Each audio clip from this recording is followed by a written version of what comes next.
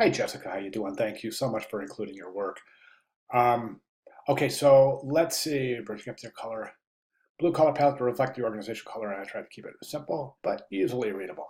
Okay, cool. Let's go ahead and take a look. I've got you up right here. And let me do my thing here. I just want to get this. That looks pretty good.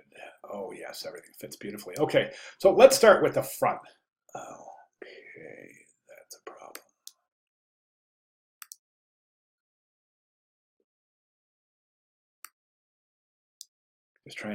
I'm sorry, I should have had this done before I started, but I'm just trying to, okay, there we go. All right, so let's start with the front. So I think it's a really great setup. I think you've got a lot of really good attributes here. There's a couple of things I want to talk about in terms of visual interest and in terms of setup itself. So in a technical standpoint, I think there's a couple of things that you could do that really make a difference. Right now, you're placing these images with these white backgrounds. The logo's got a white background, and this image has a white background, and that's a little problematic in that you've placed probably this is probably a JPEG of the logo, and this is probably a JPEG with the background. So if you can save these openings in Photoshop and remove the backgrounds, or find a PNG that supports transparency, so that we don't have these white squares in the background of the logo and the image. So in the front of the brochure, you've got this blue field in the background, right? But this won't work if we're going to remove the white background from the logo, which I think you should. I think it would look much better. I'm just not even sold on all the blue blocks, the blue squares you're using to place elements. There's some interesting ways to present color to pick the viewer's interest, and I'll show you a couple of examples in a second. But back to the cover. Okay, so a little bit of compromised hierarchy here, and the reason where I say that is because you've got this great future start here, and it's just set in such large type that it's really overpowering the logo. And quite feasibly, I would say a front of a brochure, probably the focal point, and I would assume that just about all clients would agree that the logo should probably be the focal point in the front cover, as the front cover of the brochure is basically introducing the organization, right? So I would do is I would just go ahead and reduce the size here. I would also just keep that left aligned. Um, Now, since this is center aligned, what I would recommend is you can keep this whole thing left aligned, and I would say just bring it down, man. Let's bring it down here. I think a really interesting thing to do would be to take this G, there's your guide, come down here and place your great future start here, right here. And it doesn't have to be huge height, it has to be small, but you have a lot of negative space. You have some interesting, if you right align that, left align that rag right, you'll have some interesting play. You could even come down here and right align it with the S in girls. I would also recommend reducing the size of the logo a little bit, bringing it down in the composition. So theoretically, what you have is this. Um, uh, I would remove the blue background. I really would. I don't think it adds too much weight. I don't think you need it. If you want to add a pop of blue, just use blue for the type. So what we have is this: is we have logo and then great future start here down here. So either white, or if you want to continue using that blue, try to figure out a way that you can present the logo that will be visible on the top of the blue. Personally, I think it would look beautifully clean and really inviting, engaging if the cover were white. Now, I'm also going to introduce a couple of techniques to add color to the brochure. I'll talk about that in 1 second. But the contact information, again, I think a little bit of compromised hierarchy here. And what I would recommend here is you have contact. I would take the logo again and place the logo right here. Now think, this is the back of the trifold brochure, which means that if this is sitting on a desk upside down, you don't have the logo here. So someone could look at this theoretically. It's folded up in the trifold, right? So it's on the desk, and this would be the middle back panel. So you fold it up, right?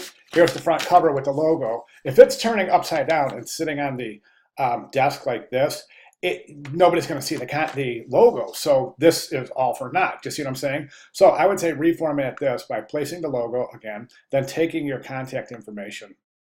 And maybe you don't even have to bring it this large. I think it's a little bit large. I'm going to reduce the size of that. And then also don't forget your social media icons. You can even come across the bottom. Once you reduce the size, you can even come right across the bottom with your social media icons, and you could present those icons in blue as well. So that's something. Let me show you. I love this configuration for the background. I think it's really, really sharp. So here's contact, and then you have your social media icons and your contact information there, and with the logo. So I think that's a really, really interesting possibility for the back. Again, about us, I think your subheads are a little bit large also. And one thing you could do if you're going to remove the background color is just add color to the subheads and the headlines. I think that would definitely work better than placing everything in boxes. Now, I see a little inconsistency here in that you've got About Us and Contact. Contact is smaller. That type size seems to be smaller than About Us. Check it. I'm not saying it is. Maybe it's a PDF rendering, but it sure looks like it. One thing I want to do is, let's get that out of there. I want to come down here. And I want to grab my handy dandy straight edge. And I just want to take a look at, okay, that's an alignment. Okay, good, good. Okay.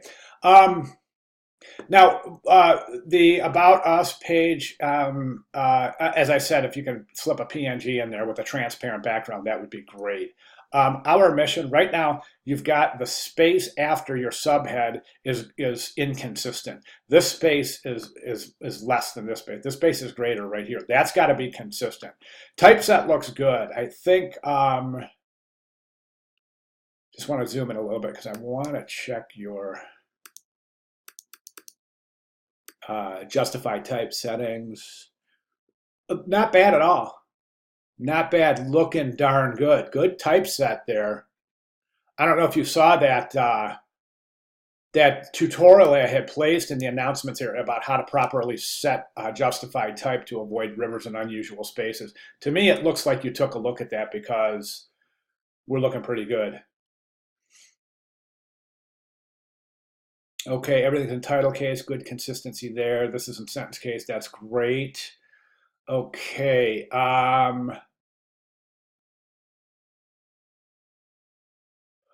looking pretty good. All right, yeah, looking pretty good. You got a little bit extra space down here. I'm wondering if there's anything else you can add in here about us. This way you could bring these two paragraphs a little closer and add a third paragraph.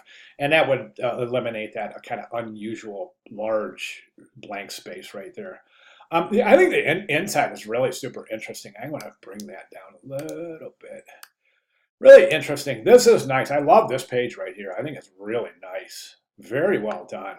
Now, one thing I want to talk about alignment right here. So you have, there's some selections in the left column that have 2 lines and some that have 1, and then there's some in the right that have 2 lines and have 1. And that, I think that the way, what you've done here is you've aligned it to the middle.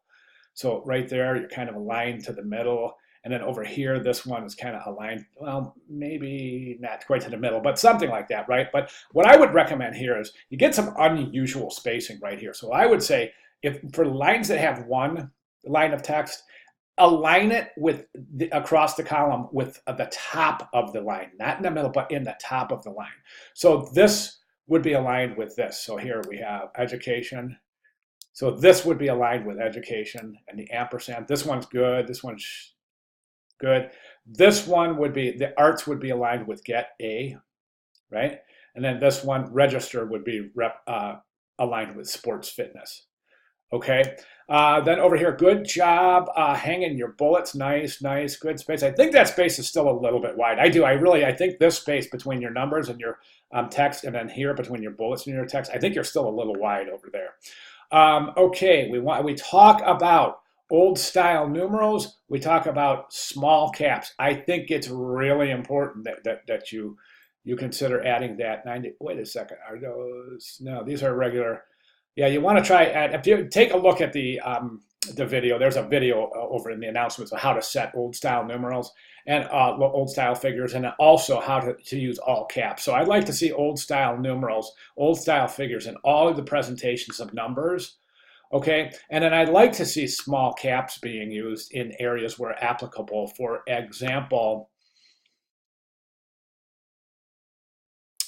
Boy, these could even all be set in small caps. Actually, they're bold and they're caps, and they feel. It feels to me like they're loud. They're really loud.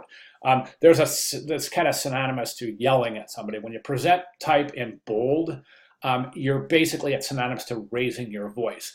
So this, I think, is I kind of feel like I'm getting yelled at a little bit over here. Um, I don't know if I would present that in bold type. I think I would refrain from that. Okay, back over here. So the one thing I wanted to say, yes, old style numerals, old style figures, and small caps. Let me find an area of small caps that would be applicable. Right there, definitely PO. Um,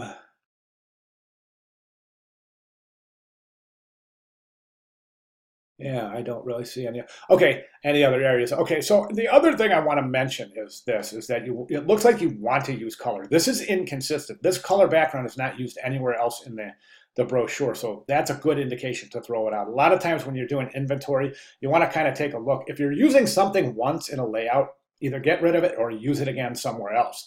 You don't want any anomalies in the composition. Whether it's a single page or a multi-page composition.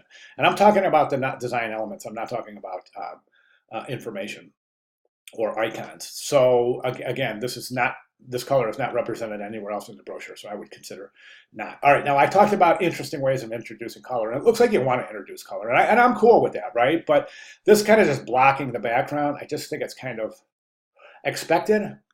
Let's take a look. I just went out here and I just got a trifold brochure image search. And you can see just all sorts of really super interesting ways to apply color that really enhance the visual engagement. To do these just kind of color panels is really super old school. And I think that there's a lot of really interesting ways to create movement and dynamic excitement in the brochure by applying color to the background. So again, I just went to trifold brochure and I did a Google image search, and there's just hundreds and hundreds of examples. So go ahead and take a look and see if you can't try to apply color in a more engaging manner. Okay, the good news is you're looking great, fantastic start. And I'd like to see those changes if you have a chance. I think it would really help. I think it would definitely point towards inclusion in a student portfolio. I think right now we could use just a little bit of attention to detail, and I think we'll be all right. Okay, so, oh, by the way, all here, this is all can be old style numerals, old style figures. Okay, all right, so if you have any questions, comments, concerns at all, anything, please let me know. I'll be glad to provide additional comment. Thank you very much.